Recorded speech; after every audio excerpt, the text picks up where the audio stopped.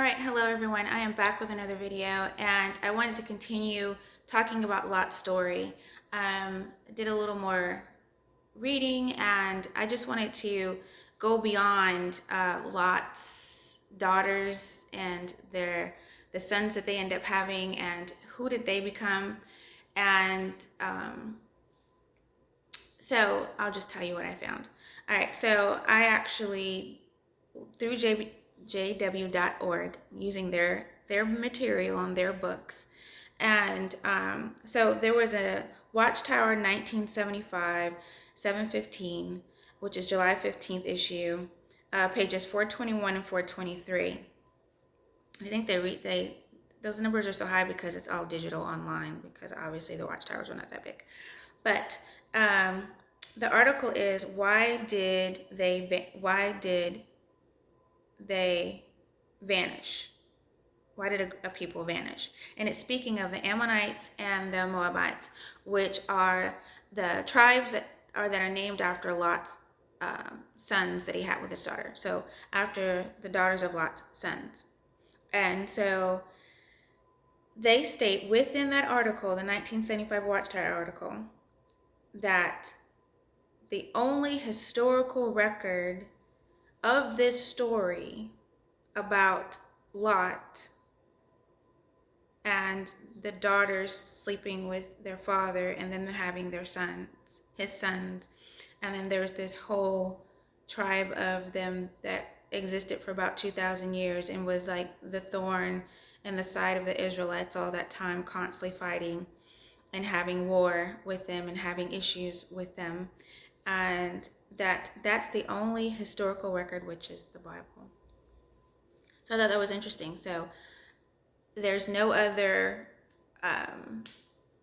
historical writings, just the Bible, and then the witnesses chose to make a Bible story out of this and put it in a children's book. So with the story about the Moabites and the Ammonites, they weren't even, as time goes on, and probably never were, they didn't worship Jehovah. I'll just go ahead and say it that way. They worshiped their own God. The Moabites worshiped Shemos, and the Ammonites worshipped Molech. So Lot's daughters, as you know, they were living in Sodom and Gomorrah, and they were supposed to be getting married. But those men themselves, when Lot tried to warn them and look, cities getting ready to be destroyed, we need to leave. They discounted him. They were like, oh, that's not happening. So he was letting them know that they were getting a prophetic warning and they needed to leave. And they obviously didn't believe that their soon-to-be father-in-law's God was, like this was actually going to happen. So they weren't worshiping the same God. So that made me think about the fact that since they weren't even worshiping Jehovah, and Jehovah says that they were sinning against him, and a whole city that was destroyed, cities were destroyed because there was a cry coming about how evil these people were and how they were sinning against Jehovah. And those people, they worship their own gods. They have their own religion, their own customs, their own everything. They actually worship more than one God. And they were already established. There were 5 cities. The Ammonites were there, the Hittites were there, the Jebusites, the Perizzites, Hivitites, Girgashites, and there was more. I probably butchered those names, but those were the different type of people that were living in that area. And so it made me think about how I want to say it. It says, so this story is like about a chosen family which enters into a foreign land. So they were migrants. And so Abraham was a migrant, Lot was a migrant. So they came to a land, the Canaanites. They were migrants to the area. These people had already been existing long before they came, long before. So they moved into somebody else's territory and were living there peacefully. Abraham was fine. He bought land. He even bought a special spot to bury Sarah at. He was fine, living amongst them, but not of them, right? Lot was so fine that he pitched his tent right next to the city, right? And obviously, was comfortable enough to where he had a home within the city, because the home was within the city and the mob came to get his daughters.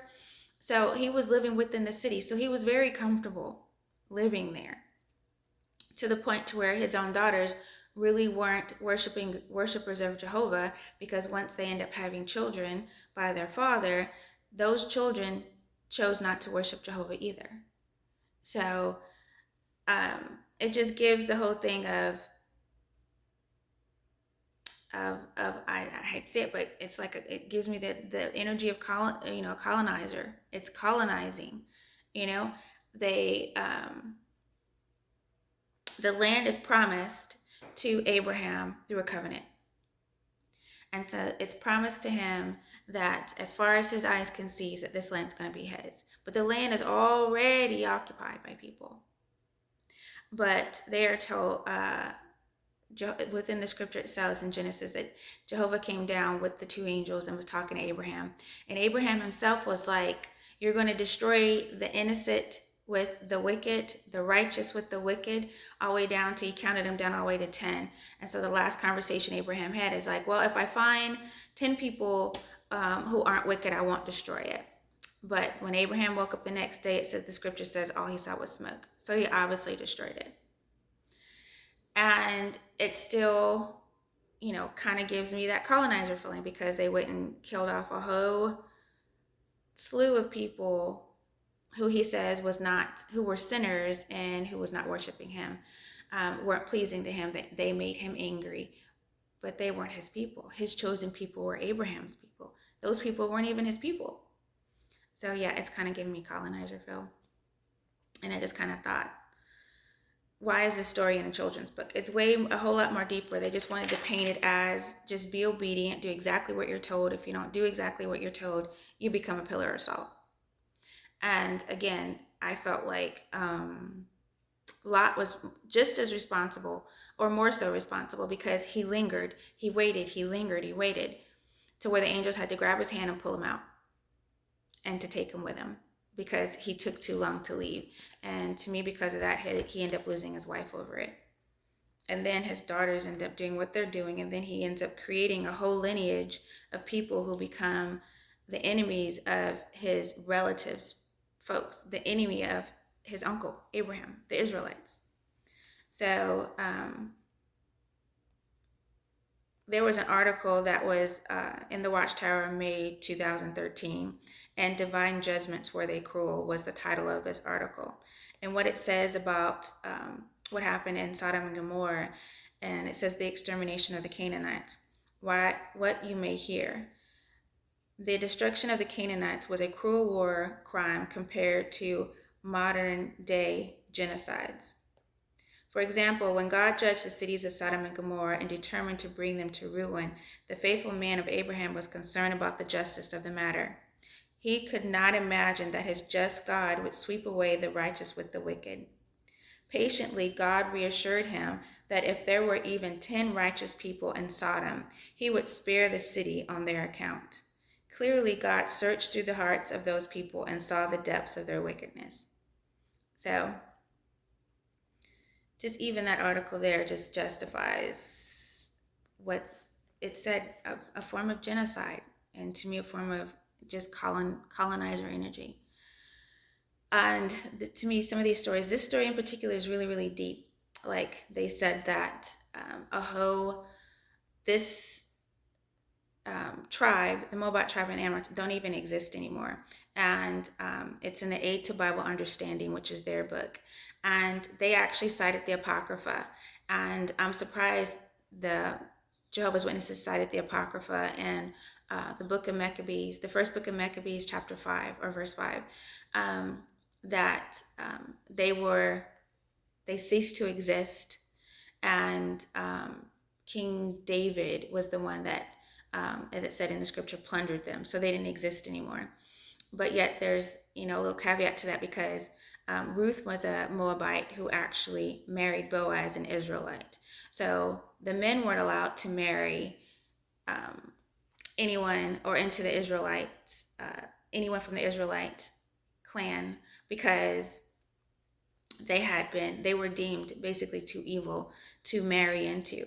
But they said the women could marry the Israelites, but the men couldn't marry the women, because it said that the Moabites and the Ammonites had been petty to the Israelites and did not give them food and water when they needed it. So um, that was just a lot of family drama for sure within the story of Abraham and Lot and their descendants. But it's stated that they don't exist anymore. So those daughters of Lot, the daughters of Lot went through all that to save their father's seed in the worst way possible and claim they had no relatives anywhere near to help further their father's seed when they themselves didn't even worship the same God as their father and didn't even teach their children to worship the same God as their father, and made the decision to do what they did. So I just thought all that was interesting, that that decision, that story's in there to praise them for being obedient. Lot and his daughters were obedient. They did not turn around. They obeyed. They listened, and they were put up as an example for us to follow, to make sure we listen and be obedient, and um, don't linger for material things. But Lot himself lingered and took his time and ended up losing his wife, and his lineage altered forever in a not flattering way. Well, thank you for listening, and I hope you understand where I was going with this, and I will be back with another video. And I want to thank everybody who has continued to watch my videos, and I will talk to you guys later.